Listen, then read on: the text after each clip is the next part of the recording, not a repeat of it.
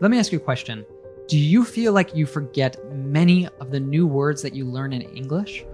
Well, we are going to give you one simple tool that you can start using and never forget a new word or expression that you learn again.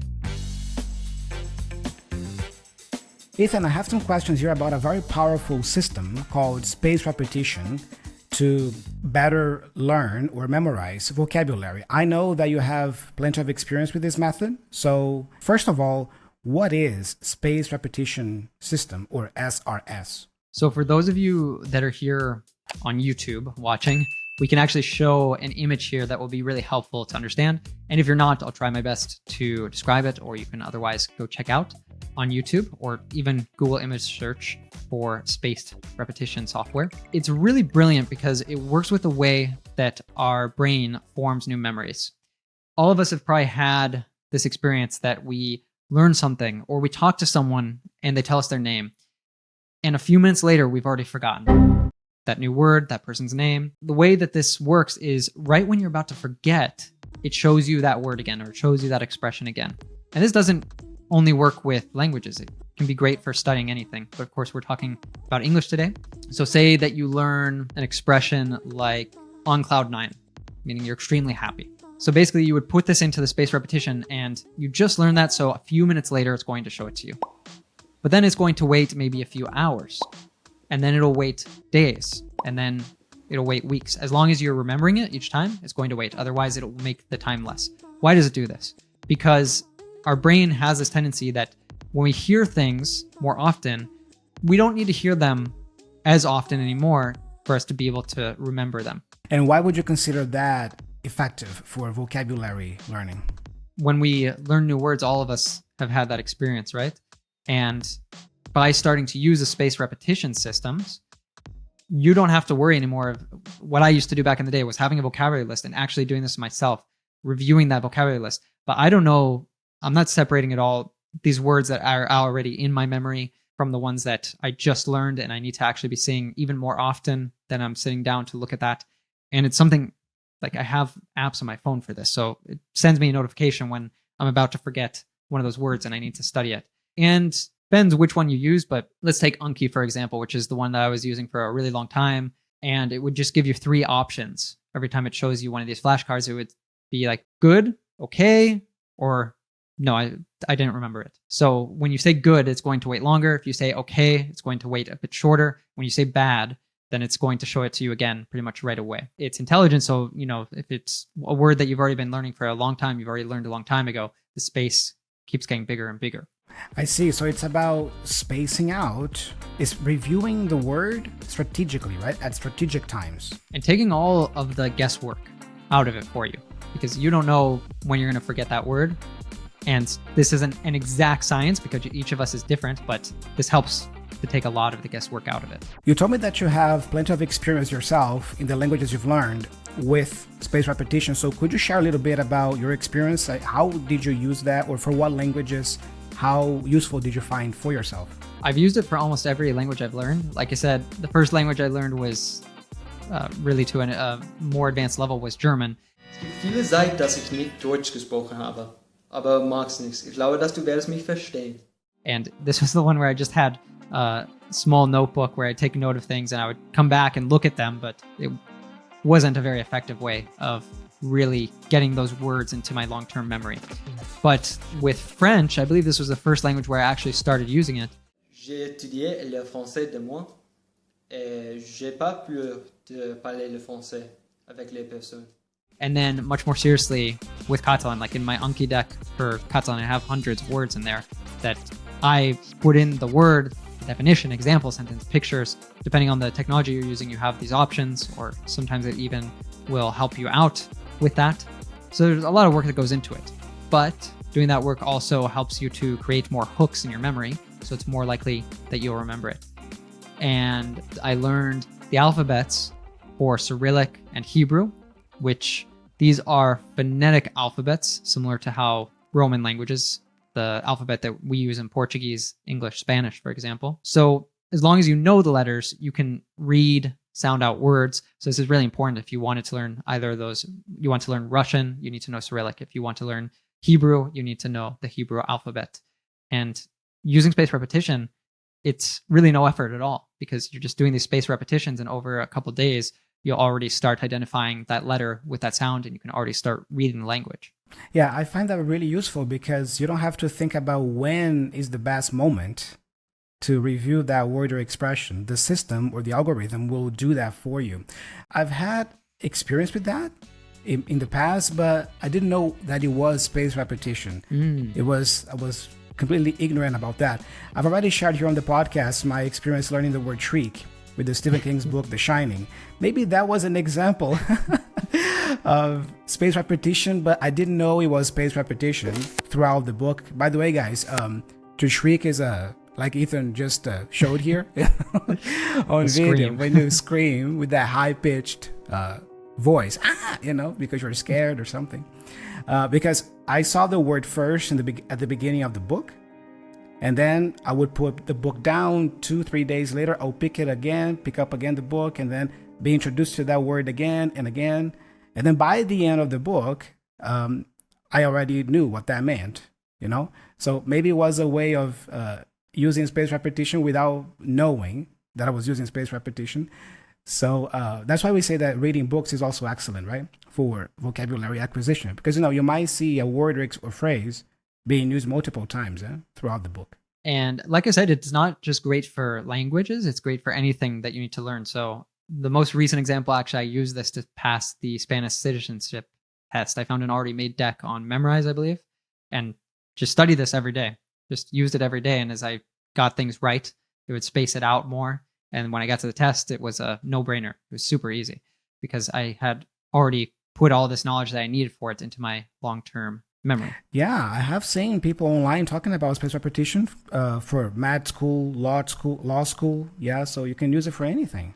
So we have these two options. We can do pre-made decks, like I mentioned, that I had for the citizenship test, or you can do custom-made, which is really great because each of us, we're reading our books or we're watching our series, we're encountering certain vocabulary, or there's certain vocabulary we want to learn for that job presentation.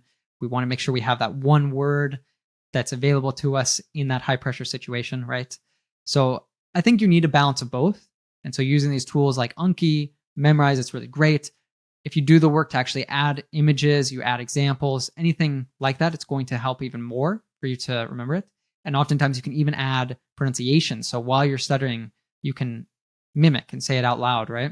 Also, having some of these pre-made ones are really great because it takes out a lot of that time out. A lot of us have busy schedules and we don't have the time to be throwing in pictures and figuring out example sentences. And so if you're listening to this podcast or you're watching us on YouTube, you might want to check out the RealLife English app, because with this podcast, we do all that legwork, all that difficulty of putting in the images, the example sentences. We even give you the pronunciation so you can practice your pronunciation and listening, and you'll get that for all the most important words of every single lesson. So if you want to go from feeling like a lost, insecure English learner to becoming a confident, natural English speaker who actually remembers the new words they learn, make sure you download the RealLife English app. Once you download the app, take our free training called the Fluency Challenge. The Fluency Challenge will teach you how to actually use the app and its technology to memorize the words you learn much faster. So the link to the app will be in the show notes if you are on Apple or Spotify. If you are on YouTube, I'm going to leave the link in the description of this video. Or if you prefer, you can go to Google Play Store, Apple App Store, search for RealLife English and download it from there. But do download it because it's going to work wonders with your vocabulary. And in fact, Thiago has prepared to give a little bit of a demonstration of how this works on the app so that you really have no confusion and you can already start using it right away. Yeah, so as you guys can see here, I have the RealLife English app open, and let's see how you can use spaced repetition with flashcards to improve vocabulary with our app. It's really cool, guys. So first of all, I have here a lesson that I was working on already. So I click on it. Advanced English Test. Remember that one, Ethan? It was you, me, and Ksenia. We played games. Yeah. That was a lot of fun. Yeah. So here is the home page of the lesson, and we have resume if you want to keep listening to it, and then if you have continue for vocab practice. I'm going to click on continue. As you can see, I am a premium user of the app, so I have 31 flashcards unlocked for me. So I have already learned 7 words out of 31. So let's continue with the practice just a little bit for you guys to see how it works. So we're going to click on, I don't know if it tap, right? Not click, but tap, right? Tap when it's on a phone, but it's, yeah, no big deal. So to make it more dynamic, Ethan, I have here a word, and I would like you to define this word with your own words. And then we compare your definition with a definition from the app, okay? The first word is adorable. Oh, adorable. It's something that's cute, endearing, makes you want to squeeze its cheeks. Oh, that's nice. You see, you try to remember the definition, and then you're going to click on answer or tap on answer, show answer. Adorable. We have the pronunciation here, adorable. Yeah, the voice. And soon it's going to be with 𝗘𝗣𝗟𝗏𝗧𝗏𝗧's voice. We're actually working on building that technology. Awesome. As you guys can see here, it means charming, lovable, and very cute. For example, the baby's laughter was absolutely adorable. You see how cool, guys? You have an image to associate with the word so that you can remember it more easily. You have the definition, and you have an example sentence to really consolidate that in context. So again, if you're building your own flashcards, keep this in mind because it's going to help you to reinforce that long-term memory, and also for being better able to have it in your active vocabulary and know the context which you have to use that in. And then we have a question here at the bottom, Ethan. Did you remember right? Yes, sort of, or no? I think I'm going to say yes, right? Because your definition was spot on there. So if you tap on yes, I've learned, guys, it means that the app understands that it doesn't have to show you that word anymore because you've learned it. Okay? Now, look at this one. Vaccine, Ethan. That's something that is confusing. It's a problem that could be really difficult to solve. Awesome. So let's tap on show answer here. Vaccine. Vaccine. Okay. Making somebody annoyed or worried. The sound of dripping water was vaccine, disrupting the tranquility of the room. That's the example sentence. That's a different type of definition than I gave. So I guess there's different use cases, right? Right. Yeah. So let's say, imagine that you want to remember this definition specifically, Ethan. So we would click on no. Yeah. Did you remember right? No. Repeat. And then the app is going to repeat or introduce that word one more time soon enough. Okay. Very nice. Arduous. Arduous is very difficult. Very difficult. Show answer right here. Arduous. Difficult, requiring a lot of effort and hard work. Climbing the steep mountain was an arduous task that tested our endurance. Yeah. And you know what's cool, guys? You see, for example, as a learner myself, I would see this sentence here, endurance. Maybe I don't know this word. It's really advanced. So I could drop the app and just maybe, quickly look it up and then come back. Oh, yeah.